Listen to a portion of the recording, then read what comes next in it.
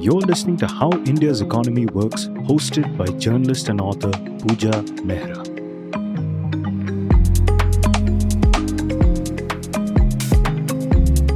Hello, I'm Puja Mehra. US President Donald Trump's much dreaded trade war has officially begun.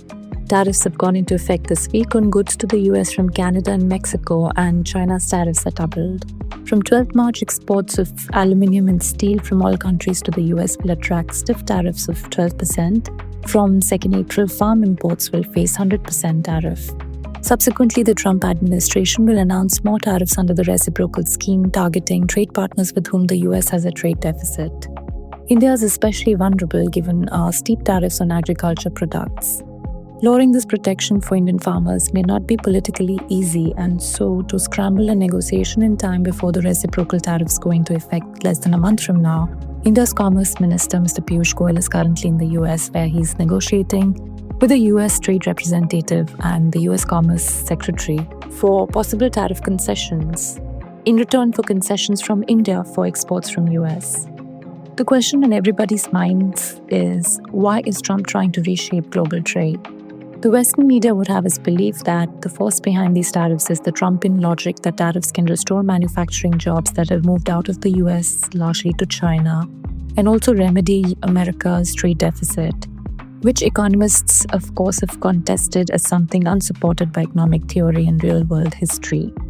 My guest on the show today, Professor Abhijit, doesn't quite agree with this narrative. In today's conversation, he reminds us that the first steps of what we are seeing unfold today were taken by the Obama administration when Washington began to systematically sabotage the WTO's dispute settlement body, closing all remedial recourse to countries for infractions of its commitments to the WTO by the US. The Trump administration is in a position today to plunge the world into a trade war in breach of US commitments to the WTO because of that negotiating leverage created by the Obama administration. President Trump is thus merely following the time-tested historical template of the US, whereby it extracts concessions at the negotiating table from other countries by creating a leverage through erecting barriers to exports by them. Professor Das is one of India's leading trade experts. He has worked in India's Commerce Ministry. He was the head of the Center of WTO Studies at the Indian Institute of Foreign Trade and has had long years of experience of contributing to India's international trade negotiations, including in the anti-dumping and subsidy negotiations at the WTO. Professor Das, thank you so much for joining us on the show today. It's my pleasure, Puja, to be here, and thanks for inviting me. So we're recording just immediately after the Trump tariffs have gone into effect. The much dreaded Trump trade war has officially begun. The tariffs announced on goods from Canada, Mexico, and China have gone into effect. China's tariffs have doubled. These are, of course, what he's now proposing. They're much broader than the ones he had introduced in his first term. And so it follows that the costs they'll impose will also be bigger. And the question is, who will bear the burden of these tariffs? The Trump administration has claimed that international corporations eager to continue selling their goods to American companies and consumers will absorb the additional costs consequent to the imposition of these tariffs.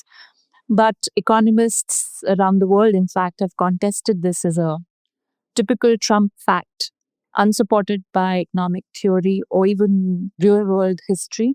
So we'll discuss the rest of the Trumpian logic about what he thinks he's trying to do with this whole trade plan. But let's start by asking you that, who really will bear the burden of these tariffs? Will international companies, that is, exporters to the US, as the Trump administration is insisting, will they absorb it? Or will they manage to pass on at least some bits of it to US consumers? And if they do pass on this burden to US consumers, especially in the case of exports from India to the US, will over a period of time the demand from US consumers adjust, leading to some loss of the US business for exporters of goods to US? So if that happens, then will demand shift to other countries, or how will this play out in terms of the cost burden of these tariffs? Puja, that's a very interesting and a very relevant question to start with. Now, we need to recognize that irrespective of what product we are talking of, customs duties, which are also called tariffs, are paid by the importer. So once Trump raises tariffs against China, against Canada, against Mexico, and in future maybe against India as well, imports into US from these countries, the customs duties will be paid by the US importer. That's the first fact to be kept in mind. Then the question arises, will the exporters reduce their prices in order to get over the enhanced tariffs? Now, here the answer really lies in the market structures. If there are many suppliers, both within the US as well as outside the US, then the foreign suppliers will end up having to reduce their prices. Otherwise, the importer, instead of importing, he may prefer to source that product domestically from within the US. That is one possibility.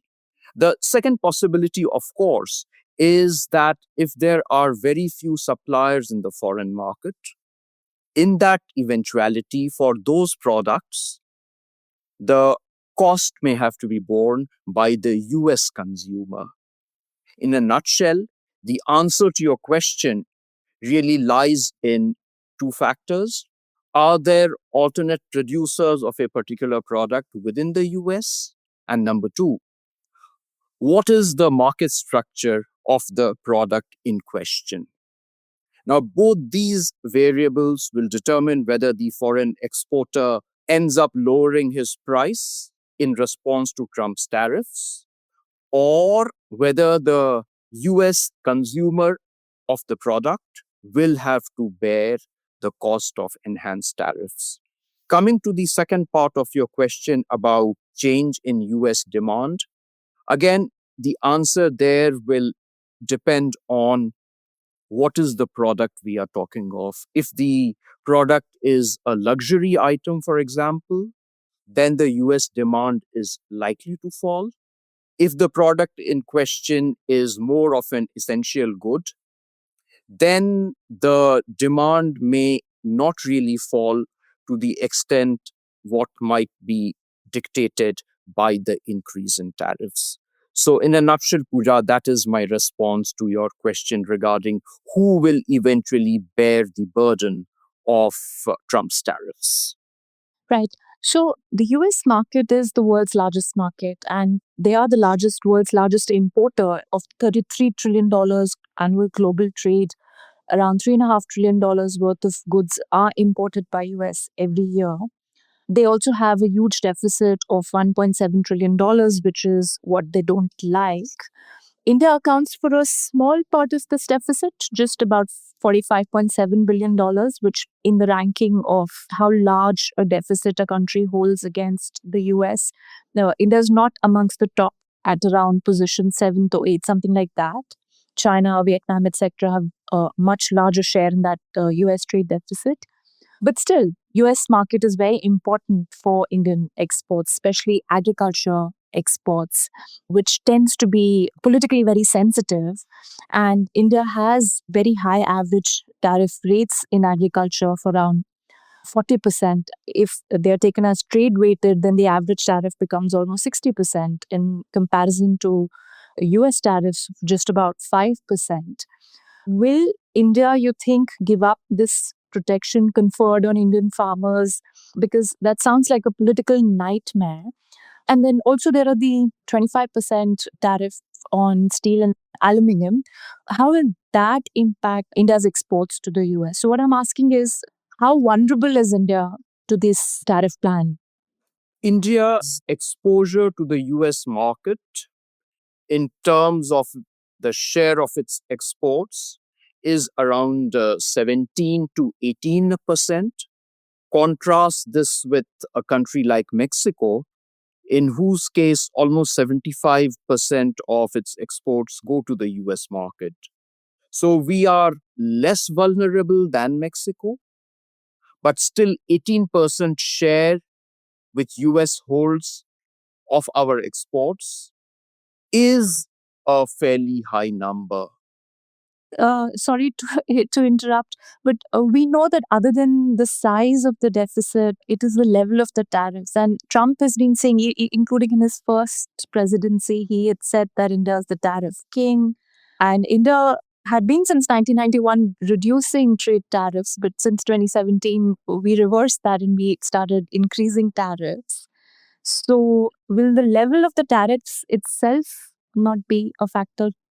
Yes, the level of tariff itself will be a factor, but one point maybe we can discuss it later is that India legitimately acquired the right to impose high tariffs, whereas US gave up its right to impose high tariffs. So that is one point we need to bear in mind, and we can discuss it at a later stage. Yes, the difference in tariffs between US and India will be fairly important. The difference is quite stark. Having said that, you're very right that politically it would be very difficult in respect of agricultural products for India to reduce tariffs, let's say, on cereals, be it rice, be it wheat, or even products like corn or in the poultry sector. So those are sensitive products. What we need to see is where are the real interests of US. For example, we don't grow pecan nuts. We don't grow blueberries. These are some products of US interest. And maybe India could consider reducing tariffs on some of these products where its own farmers will not get adversely impacted. But having said that, if India reduces tariffs on some products, it should not be a one way street. We must secure concessions from the US side as well in terms of US reducing its tariffs on products of India's export interest. So it'll have to be a fine balancing act, balancing in the sense of reducing tariffs on products which don't hurt our farm interest, and at the same time, balancing the concessions that we extend to the US with concessions that we must secure from the US for our own exports. Right. So, negotiating with the Trump administration, what should be India's strategy and goal? Because China and Canada and perhaps even EU would eventually respond to US tariffs with retaliatory measures.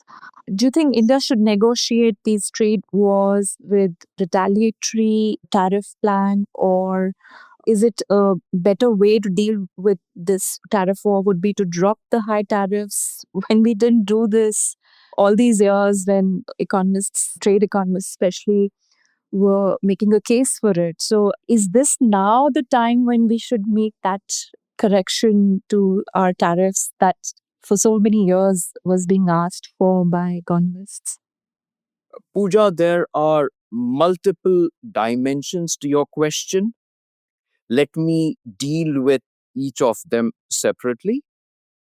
First and foremost, what should be India's strategy? You want to know?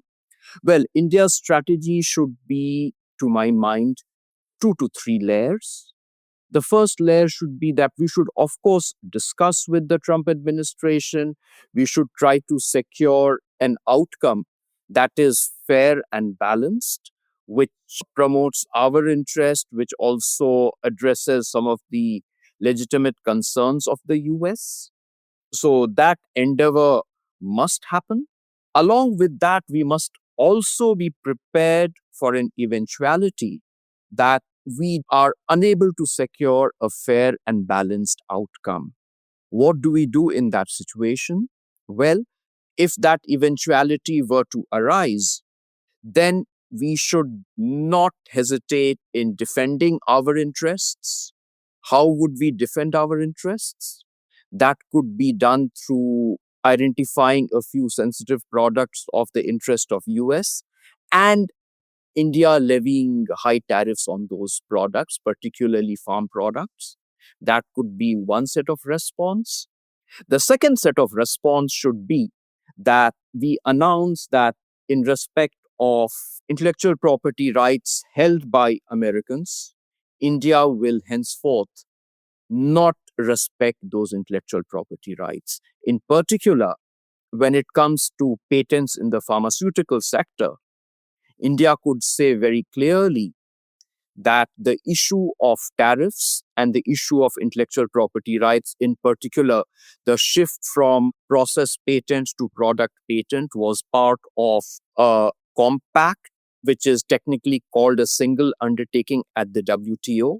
And since US is not willing to uphold its side of the compact in respect of tariffs, India would feel free to revert back to the system of process patents in respect of pharmaceuticals for IP held by US patent holders. So these two actions could be something which the government could contemplate.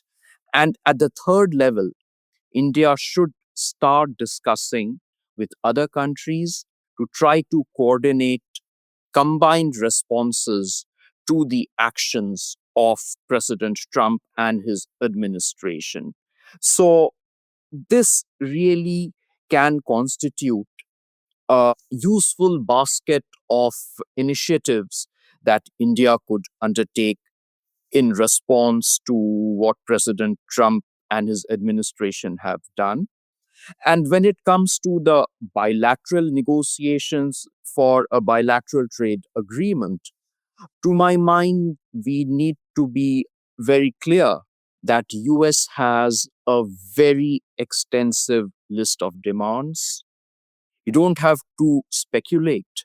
The US demands, US grievances in respect of India's trade policy and other existing policies are very clearly articulated every year in a document called National Trade Estimate.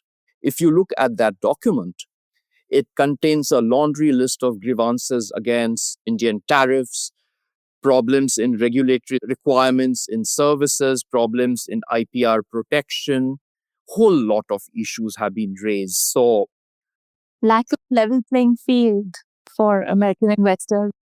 absolute lack of level playing field for American economic interest in general, including investors. So, if we get into many issues as part of the bilateral trade agreement negotiations, then I'm afraid we will be called upon to make huge concessions, many of which may not be in our national interest. So, the first principle which should ideally be followed is to keep the scope of the bilateral trade negotiations as narrow as possible. Ideally, we should keep it confined to tariffs. We should make sure that issues such as intellectual property rights, government procurement, digital trade, regulatory coherence, etc., are not part of the bilateral trade agreement negotiations. So, that is the first point we should keep in mind about the BTA negotiations. The second point is there must not be any one sided concession. We must secure additional market access for each tariff concession that we make to the US. Furthermore, the concessions that we make to the US must be conditional upon the US not imposing reciprocal tariffs or adopting similar other measures in the future. And finally, the bilateral trade agreement must have a clawback provision whereunder if the US does not uphold its side of the bargain, then India would be free to not honor any commitment that it might have made to the US as part of the bilateral trade agreement. What you've said has opened up so many things that I'd like to talk to you about. Let me list them and you could probably take them one by one. So you mentioned WTO, but WTO is defunct, isn't it? For all practical purposes, it isn't functioning. You talked about how India should negotiate and how we need to have very clear thinking on what is the market access we want, what are the tariffs that we want to say we will also raise if they force us too much. What you've said has actually reminded me of a conversation I had more than 10 years ago, I think, with Mr. Pillai, who was the Commerce Secretary at that time. He was later Home Secretary. And I remember J.K. Pillai, he said that, Puja, for a country as large as us, such a big economy, our number of trade negotiators is so small. And in the Commerce Ministry, the bureaucrats who work on trade, we are so overworked and our hands are so full. There's so many countries, so many products. That is why it takes so long for us to sort of conclude bilateral agreements with countries, etc. So, do we have the capacity for everything that you're saying, which will need very detailed studies, etc.? So, number one is WTO. Number two is the capacity in government to do all of these things. And the third thing that I'd like to understand, and I'm sure our listeners would like to understand, is that what do you think of President Donald Trump when we are negotiating with him, even for these bilateral conversations that you're saying? Can he be trusted? Because he's the one who had renegotiated the deal with Mexico and Canada in 2019, I think it was. And then he's sort of wants it reviewed and redone. So he doesn't stick to his word, does he? How does one negotiate with an administration led by a president who's so, in some sense, chaotic and keeps shifting positions? Right, Pooja. So let me attempt to answer some of your questions. Is the WTO defunct? Well, the negotiating function of the WTO is not working the way it was envisaged. But having said that, some negotiations at the WTO are going on, for example, in respect of fisheries subsidies. The judicial oversight function, which was to be done through the panel and appellate body system, that has partly become dysfunctional on account of the US not agreeing to the process of appointment of, yes, new appellate body members. But the panel process continues.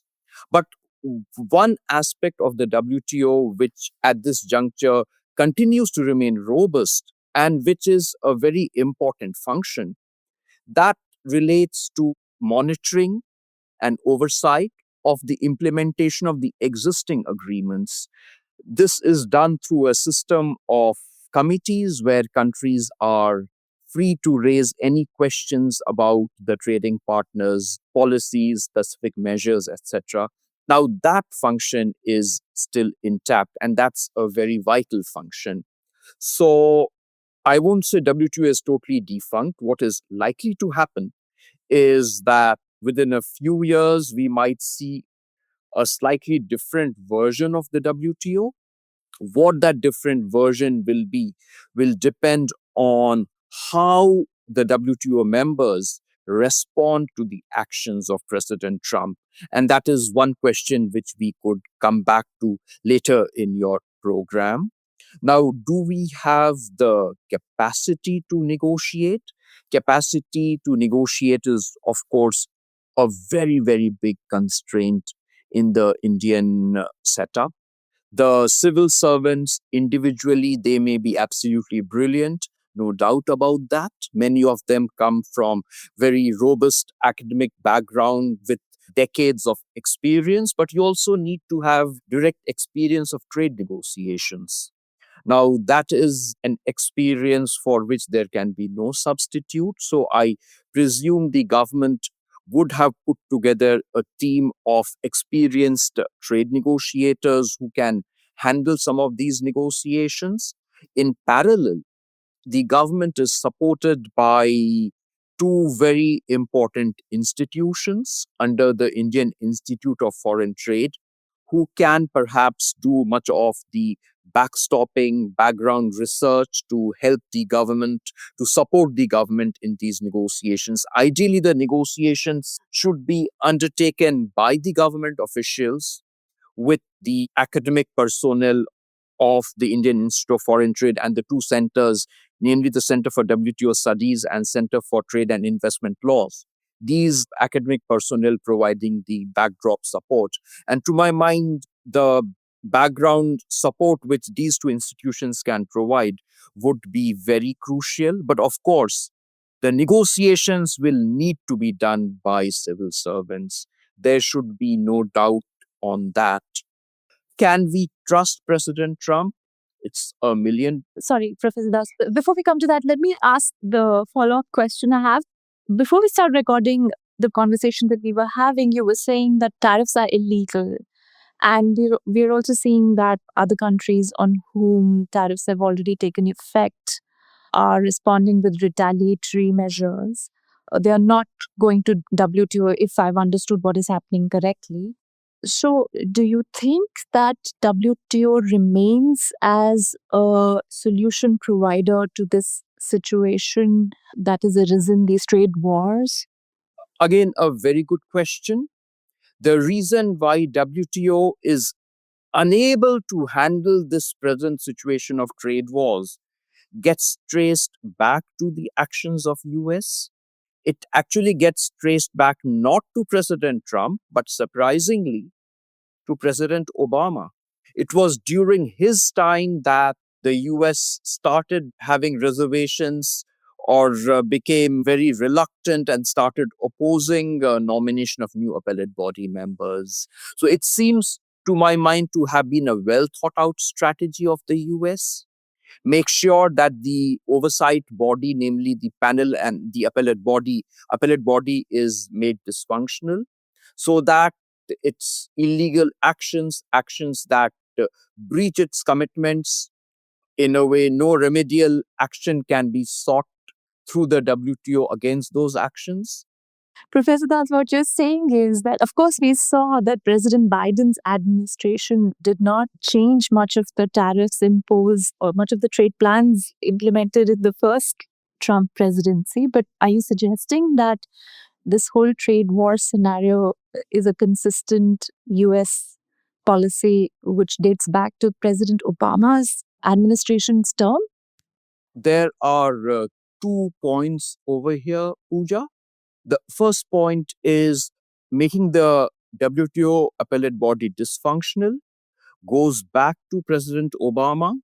And I had written newspaper pieces going back to 2017, in which I had very clearly done bit of crystal ball gazing, and I had said that the reason why US is making the appellate body dysfunctional is that it wants to create a negotiating leverage by taking illegal action that breach WTO commitments. And much to my dismay, what I had envisioned, that's turning out to be the correct position. So, a hypothetical situation. You think if it was President Obama was in office right now, things would have been like what they are right now on the trade wars? Very, very difficult to say that. But given the fact that what President Obama did to the appellate body, the situation might have been a bit different. The difference would have been what President Trump is trying to do in a span of 1 year. Other administrations might have taken a bit longer period to do it. At the crux of the entire action of the US is the desire to open opportunities for its economic operators.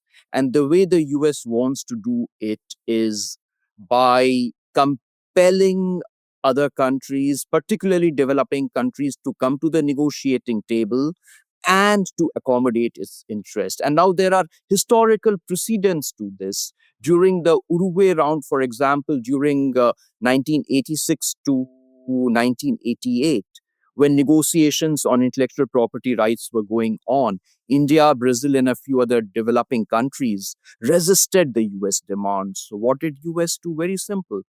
It imposed retaliatory tariffs on imports from Brazil. It threatened India with retaliatory tariffs in respect of India's exports on textile sector. So these two countries had to very quickly fall in line. And by April 1989, we had given up our resistance to negotiating standard of protection in respect of intellectual property rights.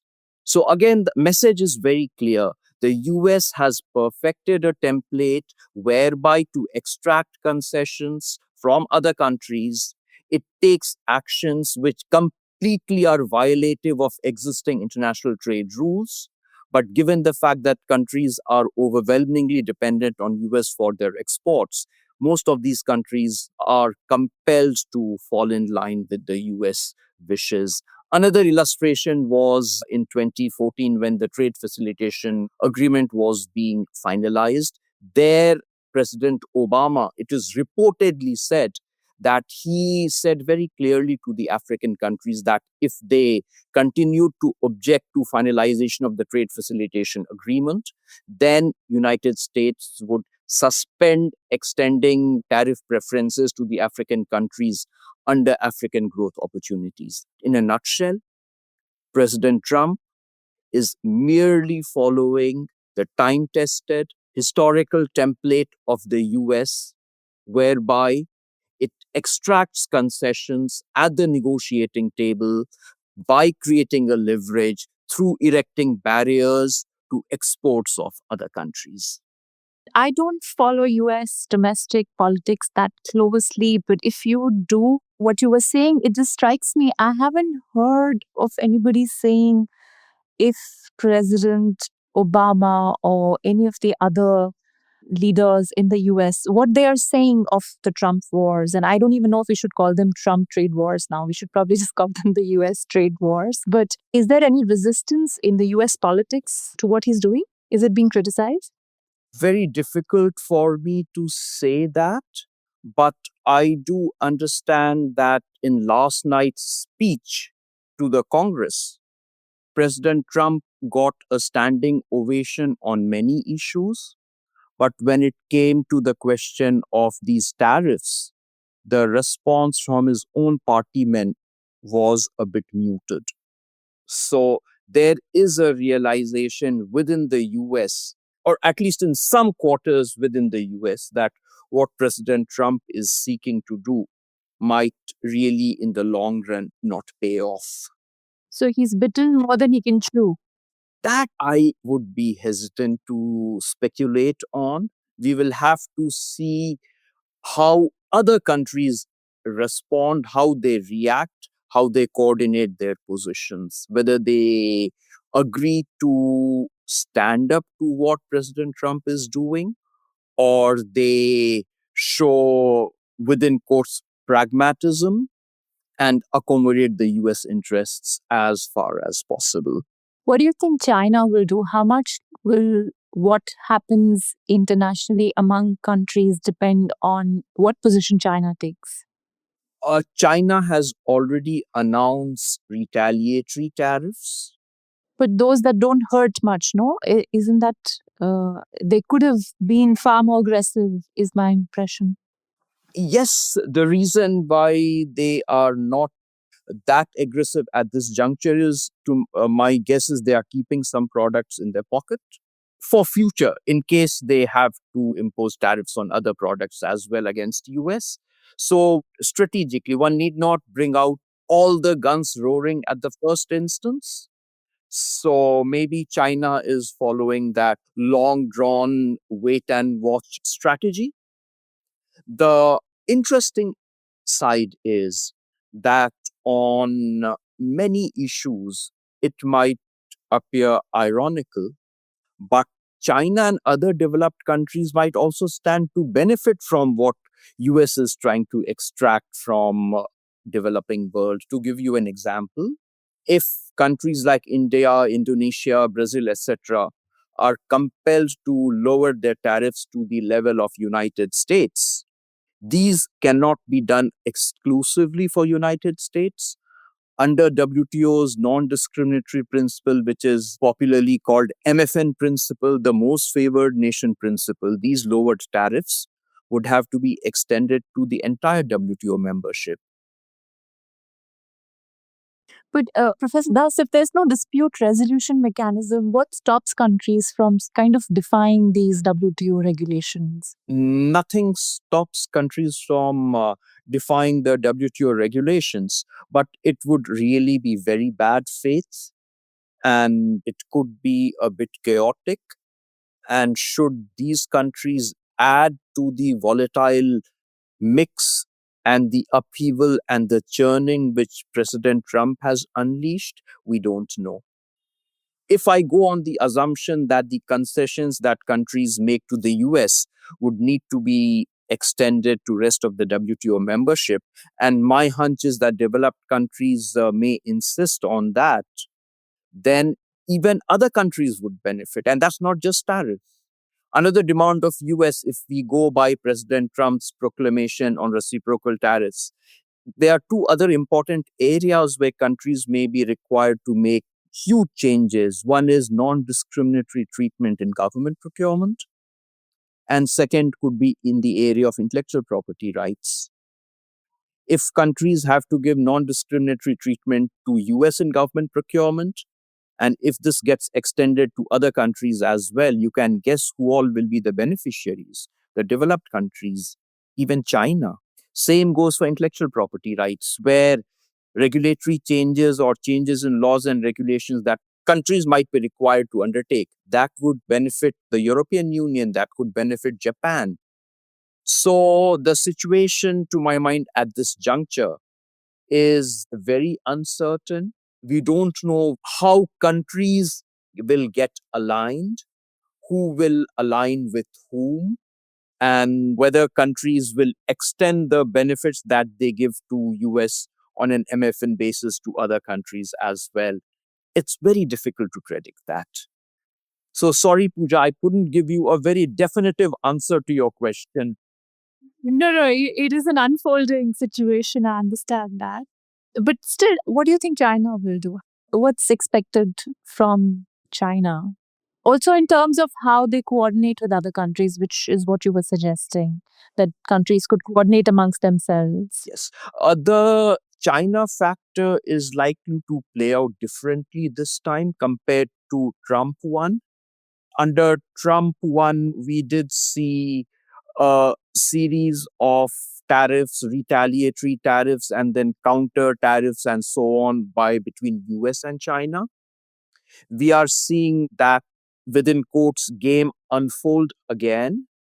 But the big difference is that Musk has interests in China.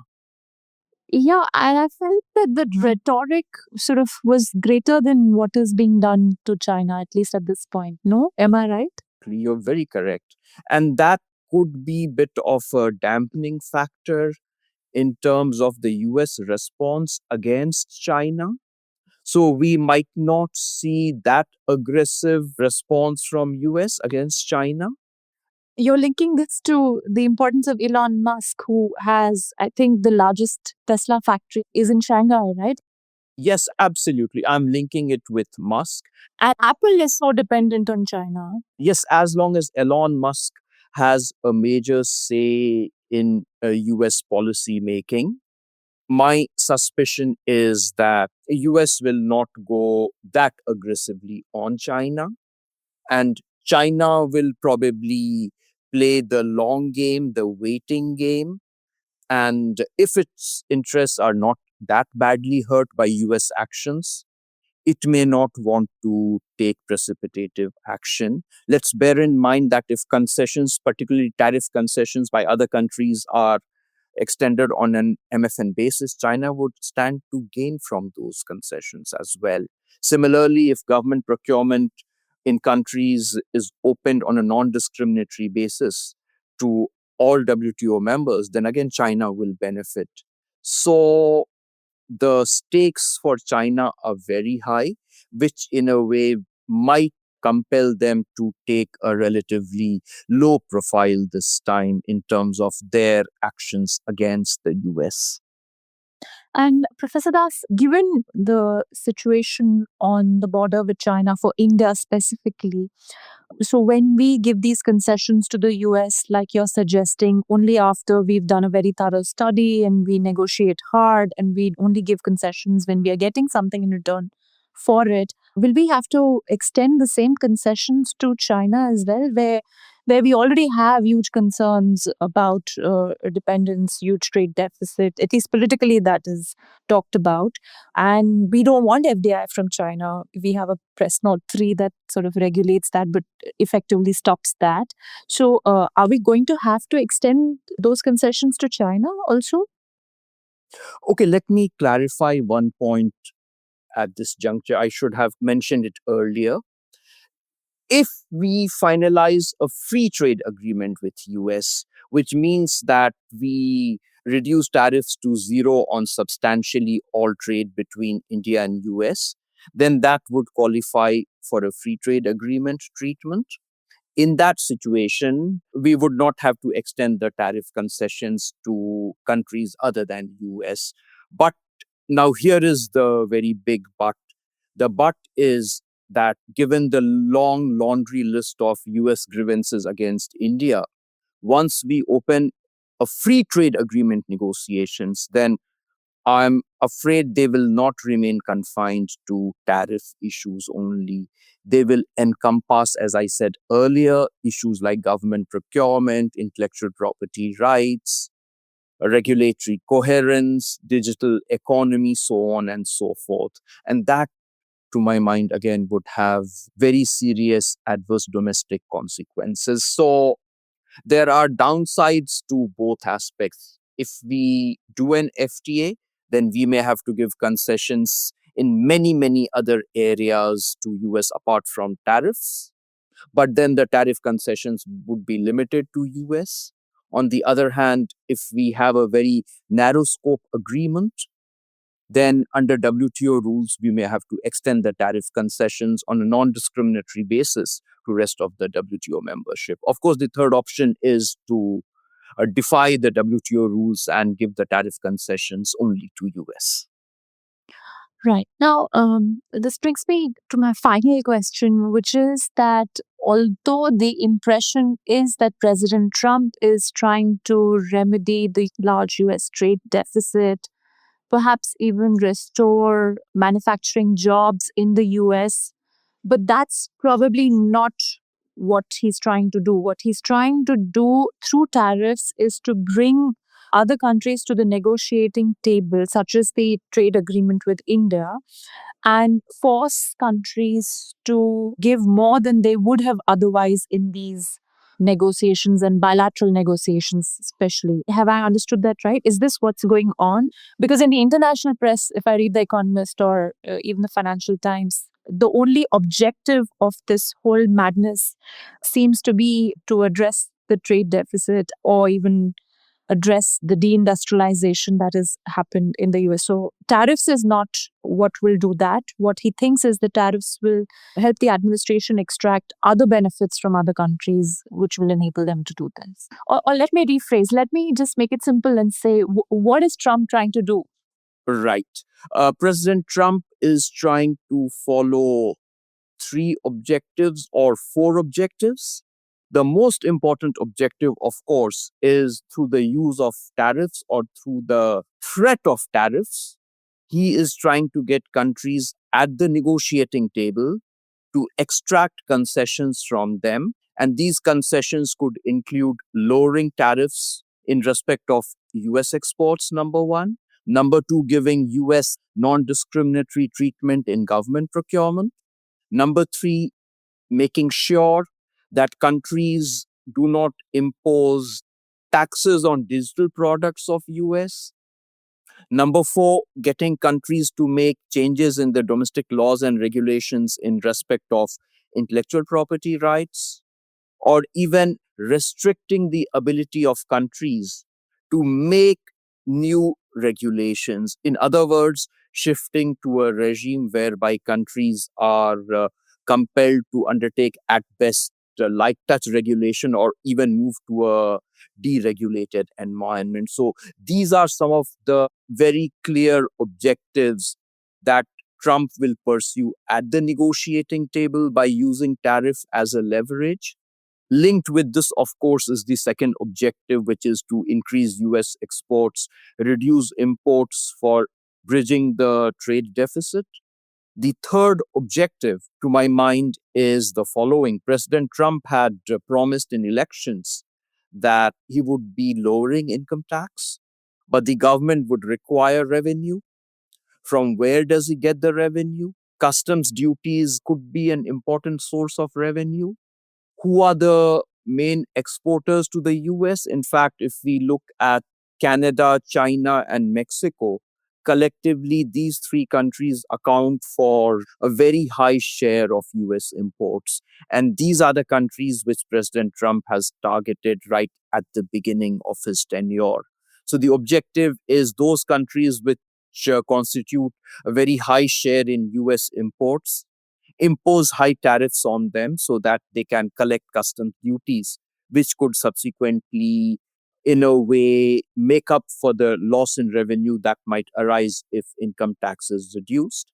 And the final objective, of course, is to see if through imposing high tariffs, the domestic manufacturers can be supported behind tariff walls.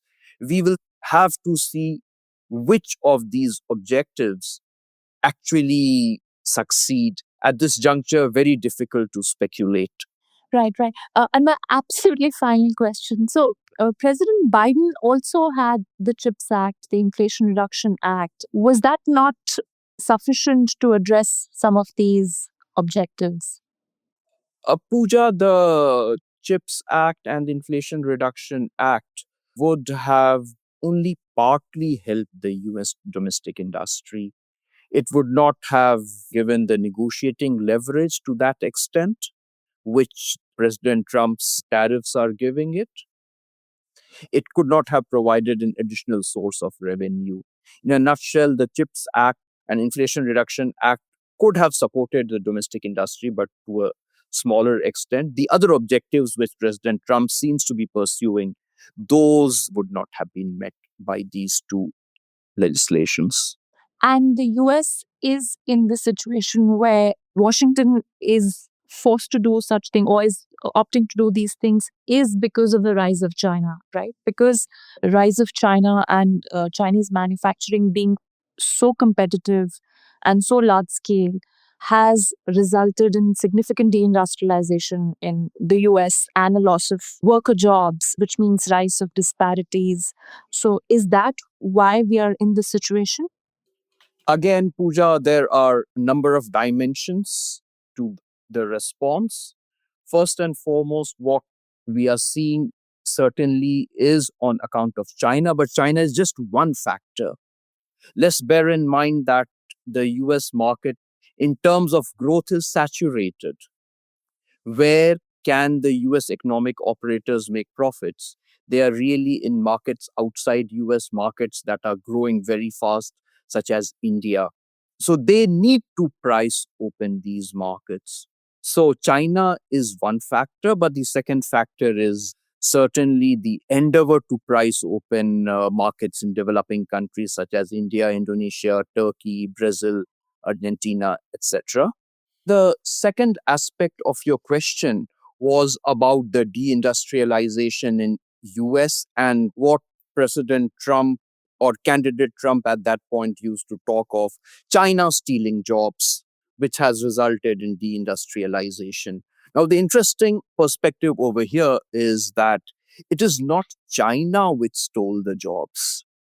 It was US investors who invested in China, who invested in Vietnam, who invested in Malaysia, who invested in other countries for taking advantage of low labor costs in these countries for making high profits. So, this entire mechanism of global value chains that was leveraged by the US investors to secure windfall profits. They preferred to manufacture in countries which had lower labor costs than the US, number one. And number two, when the profits came, instead of reinvesting the profits in US in manufacturing as used to happen earlier, what happened to the profits? The profits were financialized. In other words, the profits were given as returns on shares held by the shareholders in these companies. So, in a nutshell, what was happening earlier prior to the global value chains, whereby the US investor would invest in US manufacturing and the profits would be, or at least a part of it would be reinvested in US in creating new capacities, that got broken.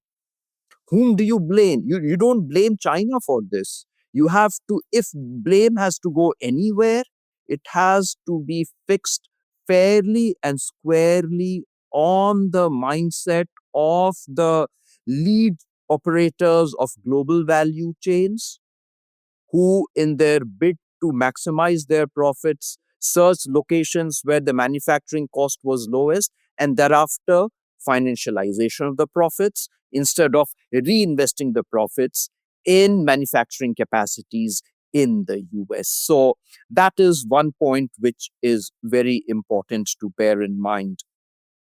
There was also a question which Pooja you'd raised about, is it time for India to lower its tariffs as had been recommended by many economists?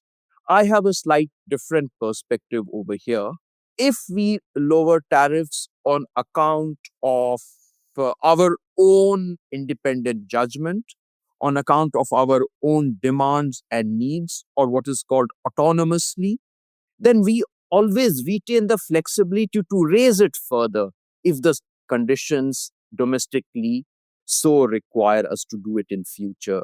Whereas in the present scenario, if as part of the deal with US we lower tariffs, then we will lose the right to raise tariffs in future, at least for a few years, if not in perpetuity. In other words, it is a huge concession that we are granting.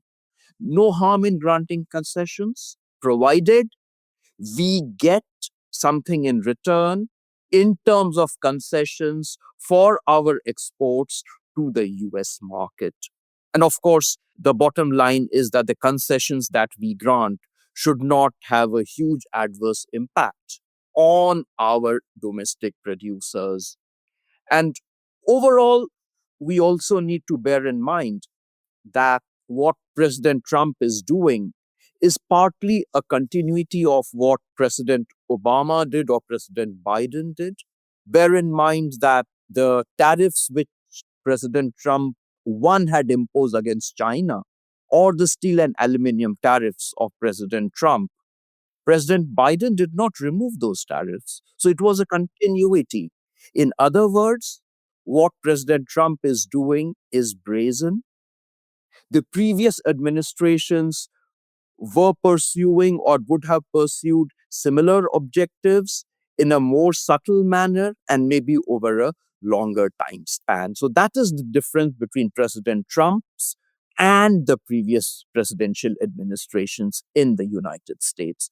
I'm now beginning to think about the various factors that are going to come into play next. So there's going to be the farm lobbies in India, there are going to be several industry lobbies in India, there's going to be the pressure from the US, there's going to be what actually the findings of the institutes such as the IIFT that you said, what they will recommend to government, that will be one set of things for government to consider.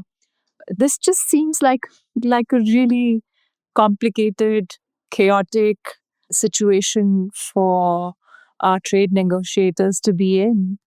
Yes, but that is what they are paid for, isn't it?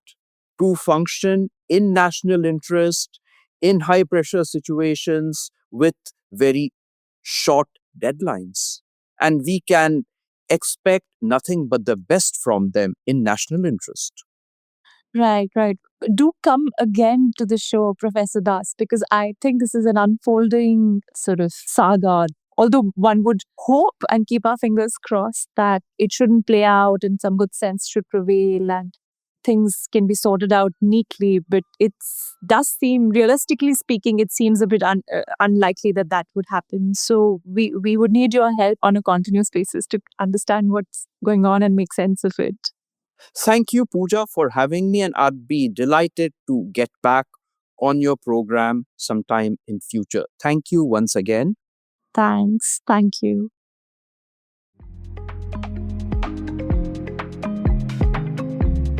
After recording this conversation, I went back and read some of the writings by Professor Das published during the first Trump presidency.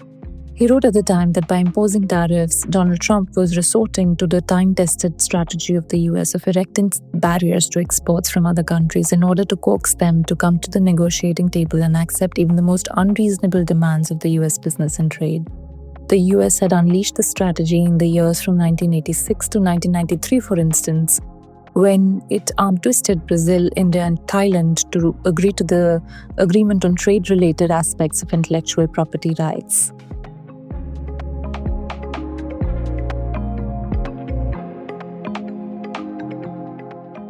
You've been listening to How India's Economy Works, hosted by journalist and author Puja Mehra. Do stay connected with more of our coverage at the core. You can check out our website or sign up to our newsletter at www.thecore.in. That is www.thecore.in. Do also track us on LinkedIn, where we usually post synopses or extracts of our top stories and interviews. We would love your feedback, so do write to us at feedback@thecore.in. Thank you for listening.